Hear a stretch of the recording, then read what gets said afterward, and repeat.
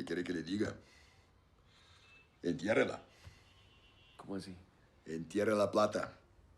Y déjese de pendejadas. Hágale, marica. And that's what they did. They buried it in fields. They hid it in caletas, hiding places in walls and ceilings. They even stuck $1 million in Pablo's mother's couch. Pablo Emilio Escobar Gaviria, known as the King of Cocaine, the architect of an empire that moved 80 tons of cocaine into the United States every month at its height, and the man responsible for making the Medellín Cartel the most feared criminal organization in the world. Even more interesting of the drugs and the violence is the complexity of Escobar's financial empire. Today, we're talking about how to make billions of dollars disappear, make them look clean. We're talking about Pablo Escobar money laundering. Escobar studied starts in Colombia in the town of Rio Negro, later Medellin, where he was born in 1949. Like many criminals, he started small with stealing, reselling fake diplomas, hustling, scamming, all of this stuff. By the early 1970s, Escobar had graduated to cocaine smuggling, and it wasn't long before he was operating across borders. By the 1970s, he had moved from small-time smuggling to funding the Medellín Cartel, which at its peak supplied around 80% of the world's cocaine. He reportedly moved up to 80 tons of cocaine per month into the United States. But Escobar was not just another drug dealer, he was a visionary. He understood that to build a sustainable empire, you had to control not just the product, but the entire supply chain. And most importantly, you had to control the money. At his peak, Escobar was making so much money, reportedly $400 million per week. And reportedly, he literally didn't know what to do with that. His brother, Roberto Escobar, once estimated that 10% of their cash, about $2 billion per year, was simply lost to rats, moisture, or decay. But Escobar knew the rules of the game. Cash, no matter how much, is useless if you can use it without raising suspicions. And so the real genius of Escobar wasn't just the cocaine and the production chain, it was money laundering. Money laundering is the process of making illegally gained proceeds of crime appear legal. For Escobar, as for many other criminals, this is not just a side job, it's very crucial for their operation. His operations were global, but his tactics were often surprisingly local. Let's talk about methods. Cash smuggling and bulk deposits. Escobar relied on an extensive network of mules, shell companies, and complicit bankers to move cash across borders. The United States banks, especially in Miami, saw an influx of deposits from South America sources throughout the 1980s. Some of these were legitimate remittance for sure, but a lot of it was drug money. Escobar's associate would deposit small amount into multiple bank accounts to avoid triggering reporting threshold, a technique we now know as structuring or smurfing. At a time where banking regulations were looser and compliance department less sophisticated, this was a good way to launder money. Real estate and construction. In Medellin, Escobar poured millions into building projects, housing developments, commercial properties, and retail infrastructures. On the surface, it looked like philanthropy, and in some way it was. He built entire neighbors for the poor, like the Barrio Pablo Escobar. Sorry, my Spanish is not really good. But these construction projects were also a brilliant laundering mechanism.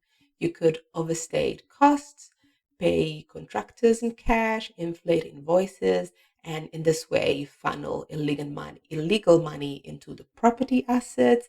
And once the project was complete, the building could generate rent or be sold for clean, legitimate money. Business fronting. Escobar didn't just hide behind real estate, he also used small businesses as a front, for example, restaurants, car dealerships, soccer team, pharmacies, stuff like that.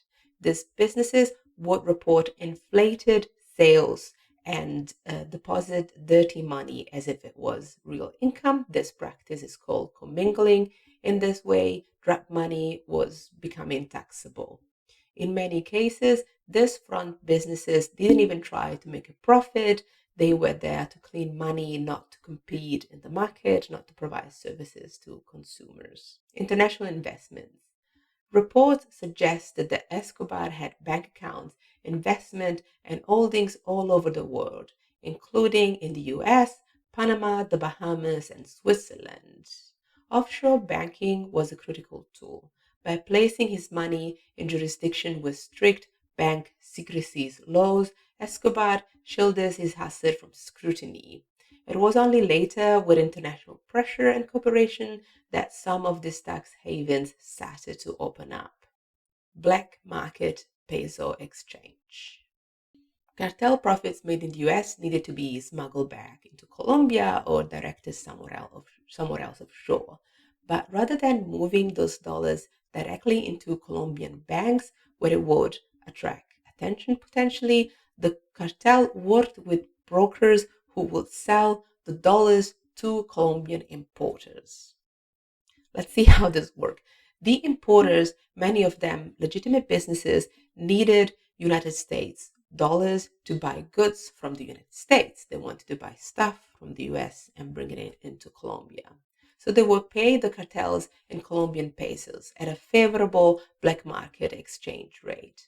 Then, associate of the cartel in the United States will pay the goods to be imported with the dirty US dollars. In doing so, Escobar could take US drug money, convert it into pesos without setting off red flags in US banks, and then use those pesos to fund construction, bribes, logistics within Colombia, make more drugs, stuff like that. This system worked so well that it outlived Escobar and is still used by money launderers nowadays.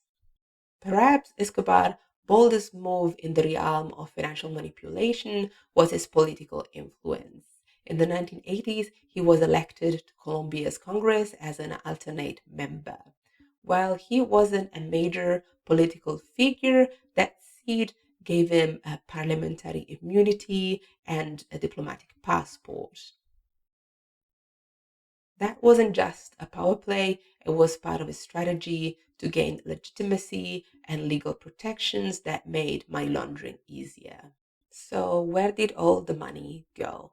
Yes, some of the money funded violence, car bombs, assassination, bribes, but Escobar also used his fortune to build parallel infrastructure. He created an entire ecosystem of loyalty, school, hospital, churches, parks, soccer field. He built so much stuff, not out of altruism, but to win favor with people and build a wall of silence around himself. And the strategy worked. The people of Medellin protected him, worshipped him. Even after his death in 1993, more than 25,000 people attended his funeral. To this day, some still call him a Robin Hood figure. By the late 1980s, the Colombian and United States governments had had enough. Escobar was responsible for thousands of deaths, including police, politicians, and judges. He even bombed an airplane, Avianca Flight 203, in a failed attempt to kill a political rival. The stakes were escalating. In 1991, Escobar offered to turn himself in, but on one condition, that he be allowed to build his own prison, and the Colombian government, desperate to stop the violence, agreed.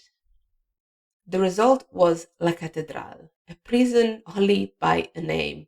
It had a bar, a nightclub, a jacuzzi, and a waterfall. Escobar continued running the Medellín Cartel from inside. He even hosted party and allegedly ordered assassination from within its wall. Eventually, the government tried to move him to a proper facility. Escobar escaped, a massive manhunt followed, and on the 2nd of December 1993, one day after his 44th birthday, he was found and killed in Medellin. Escobar's death marked the end of the Medellin cartel dominance, but the end of Escobar didn't mean the end of the problem. His legacy lives on, not just in the violence he left behind, but in the blueprint he created for criminal finance. Today, we see versions of Escobar laundering techniques replicated across the globe by cartels and by corrupt politicians and criminals of all sorts. But the Black Market Peso Exchange, the business fronting, the structuring, all of these things have evolved, and new trends towards to say that cryptocurrency are the new frontier. This is why anti-money laundering laws are so important still nowadays. I know that a lot of people don't like them, and it's boring compliance, and it can be a friction with customer relationship, but they are really there to help stopping criminals like Pablo Escobar and trying to mitigate the risk of money laundering, because ultimately money laundering does nothing more than keep funding criminal activities. If you made it till here, thank you so much. My name is Julia. I'm a certified anti-money laundering specialist. In my day job, I help businesses comply with anti-money laundering laws. And here on YouTube, I talk about money laundering, financial crimes, all of this fun stuff. If you're interested, please comment, like, subscribe. All of these things really help the channel. And I'll see you on the next one.